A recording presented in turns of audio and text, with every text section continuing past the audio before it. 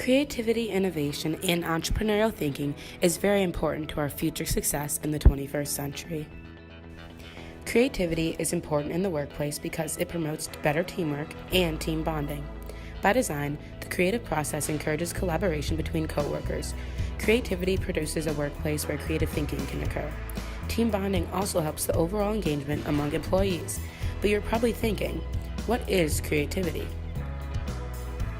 To me, creativity is freedom thinking, being different, and thinking outside of the norms, or outside of the box. Creativity is a remix.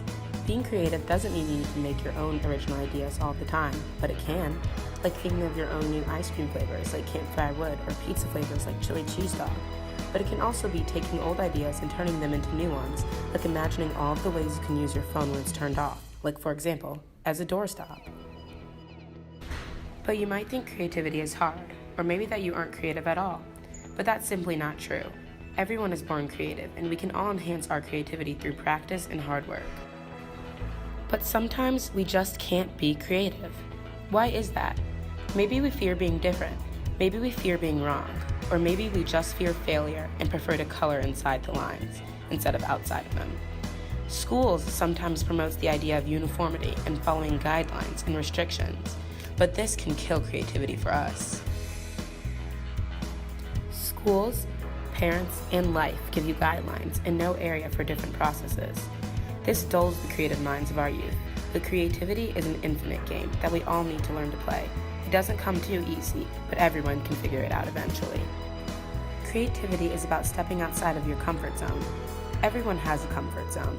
Some people's are vast, while others are small and limited. Then we all have a growth zone, where there is room to grow and test the waters. We don't feel completely comfortable, but we don't feel completely out of place either. Lastly, we have a panic zone.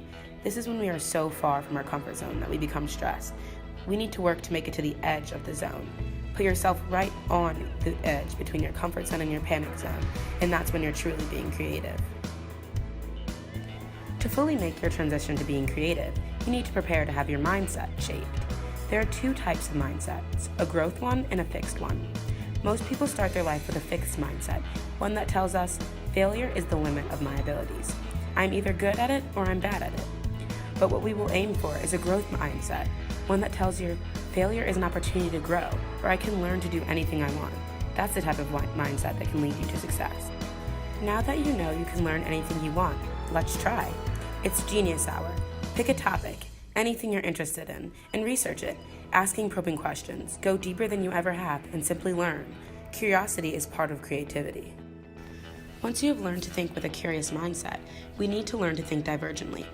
When imagining up some crazy idea, like what student organization to imagine, think quantity. Take a bunch of sticky notes and write as many ideas as you can think of as fast as you can. Yes, some will suck, but try to defer any judgment.